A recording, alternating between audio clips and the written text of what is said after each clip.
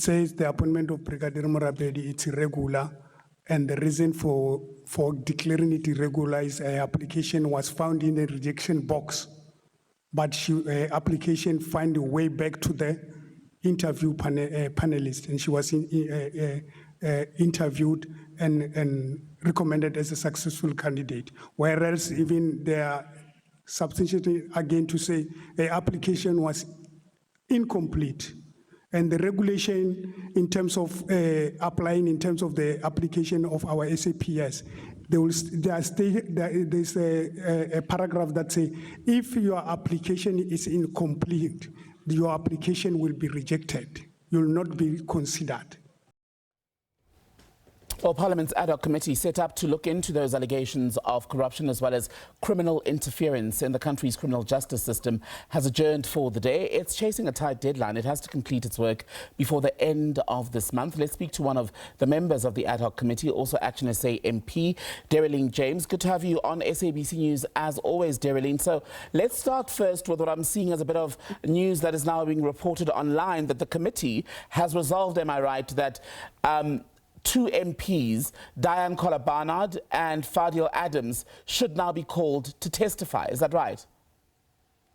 Yes, that's right. We've just received their statements earlier on today. I'm not so certain about Fadil Adams because I heard earlier on that the Secretariat has been trying to reach him without fail. So I'm not sure if that has been confirmed. I know that Diane Kohler-Barnard, she is definitely appearing before us tomorrow.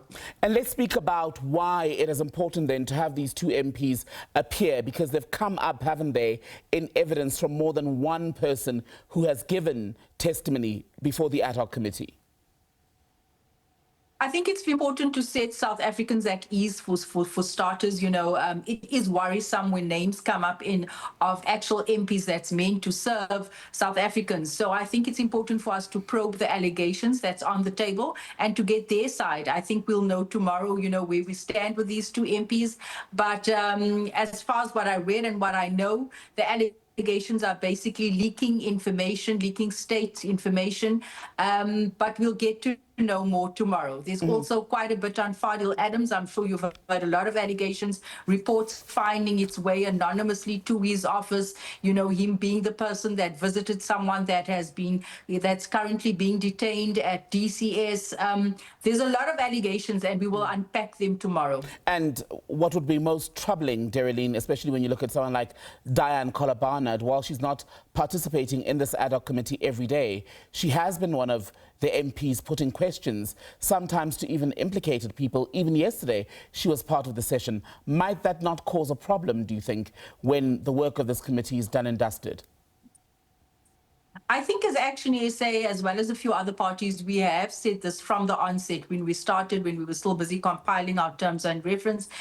And we said that she needed to recuse herself. It is something that we've taken up with the chair every time I think she's wanted to pose questions. And this is not, we are not saying she's guilty, but we are saying let's do what's in the best interest of the public. Right now, we are trying to garner and sort of get the public trust back to where it used to be. So us having people sort of on both sides of the fence, that doesn't instill public trust. And worth noting that both Diane Kohler-Barnard and Fadil Adams have, even in interviews, denied any wrongdoing in terms of the alleged information breaches and some of the other claims against them. Let's move on then to what happened earlier today, because I see you've posted on X basically that you have now heard enough, and that's based on evidence basically over the last 2 days of guns, drugs seized by police, then being taken out of police holding areas and then sold, sometimes allegedly,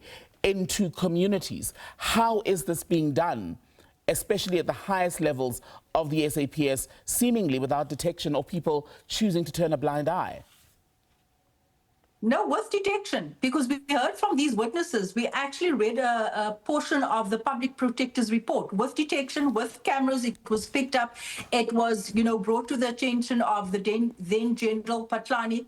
and he's just basically turned a blind eye. We've known this as the public. We've known this as South Africans, that this is the way drugs and guns finds its way back into our communities. But I think at this point, hearing the people work there at your forensic lab tell us that, you know what, the more drugs gets booked in, the more they get, you know, booked out by these SAPS members. I think that was a great concern for us.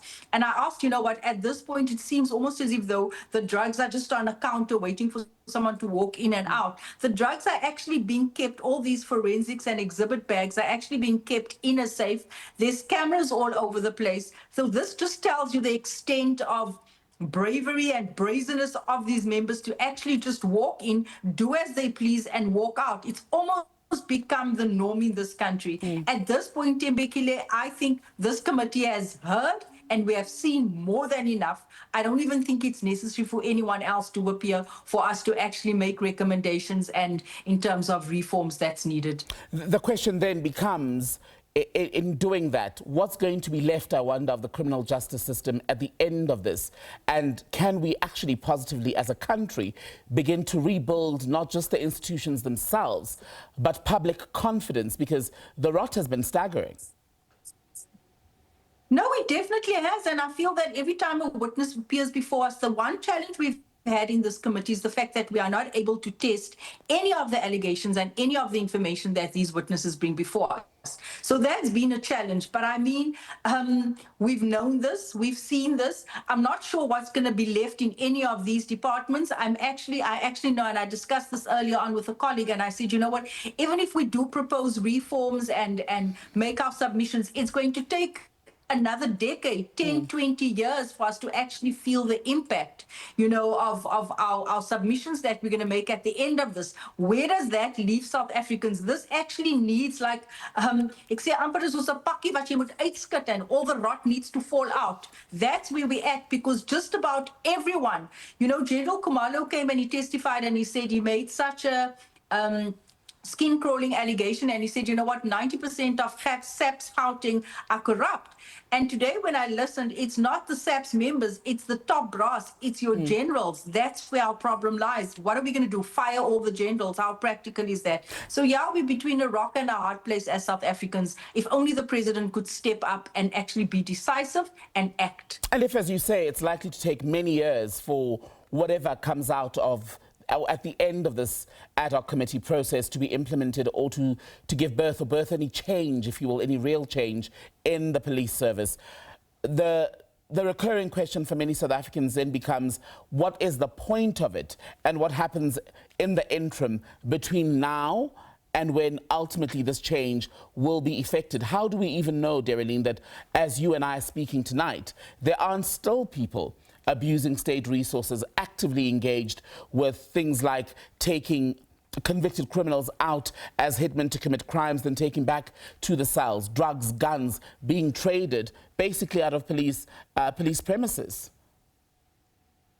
I mean, at this point, as ActionSA, we can't also just throw our hands in the air and say, you know what, and, you know, be pessimistic about everything that is happening.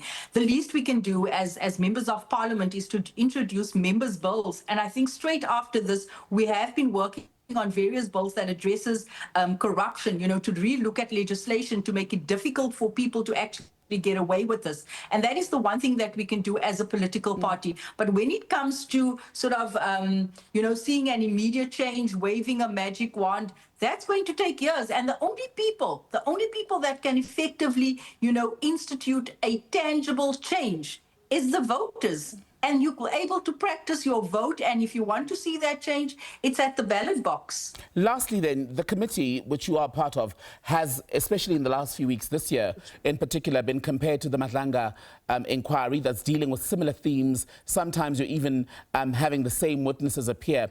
And the critique has been that with MPs in the ad hoc committee, that sometimes in the interrogation of the allegations and the facts, you've not all, shall we say, been as precise, as clear, as incisive as you should be to move matters along.